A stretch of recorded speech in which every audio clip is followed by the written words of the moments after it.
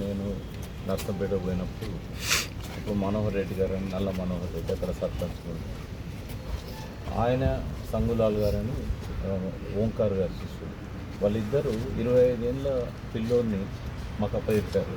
ఈ ఎన్నికల్లో వేం నరేందర్ రెడ్డి లాంటి చంద్రబాబు నాయుడుకు కుడుగుదంగా ఉండే నాయకుడు సుదర్శన్ రెడ్డి చేతులు ఓడిపోయాడు జిల్లా పరిషత్ మెంబర్గా. సో అప్పుడే కొత్తగా ఎంటర్ అయ్యాడు కాబట్టి అతను ఒక భవిష్యత్తులో తప్పకుండా ఎదిగే లక్షణాల నాయకుడు అవుతాడని చెప్పి మేము కూడా అనుకున్నాం. నర్సంపేట ప్రజలు కూడా ఆయనను ఆ రకంగానే పెంచి పెద్ద చేశారు.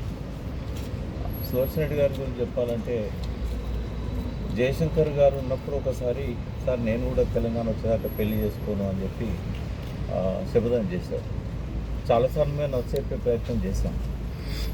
తెలంగాణ ఆలస్యం కావచ్చాయా, నువ్వు వయసు పుట్టుంది, ఎందుకు నువ్వు అట్లా పెట్టుకున్నావు.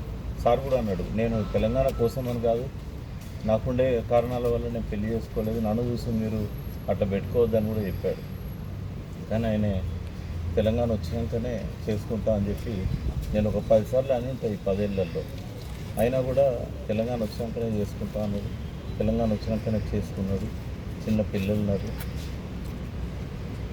పెద్ద గురించి వరంగల్ జిల్లాలో రవీంద్రరావు గారి కంటే ముందు సుదీర్ఘకాలం ఆయన జిల్లా అధ్యక్షుడిగా ఉన్నప్పుడే చాలా పెద్ద పెద్ద మీటింగ్స్ వరంగలే ఒక కేంద్రంగా ఉండేది.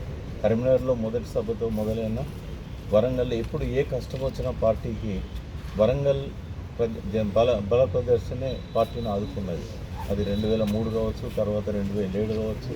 కష్టకాలం వచ్చి వరంగల్లో కొందరు ఎమ్మెల్యేలు పార్టీ మారిన సమయంలో కూడా రాజశేఖర రెడ్డి గారు వారిని టీఆర్ఎస్కు దూరం చేసిన సందర్భంగా కూడా ప్రజలందరినీ కూడా సమీకరించి ఆ నియోజకవర్గాలలో జెండా శాశ్వతంగా నిలిచిపోయేలాగా బలోపేతం చేశారు.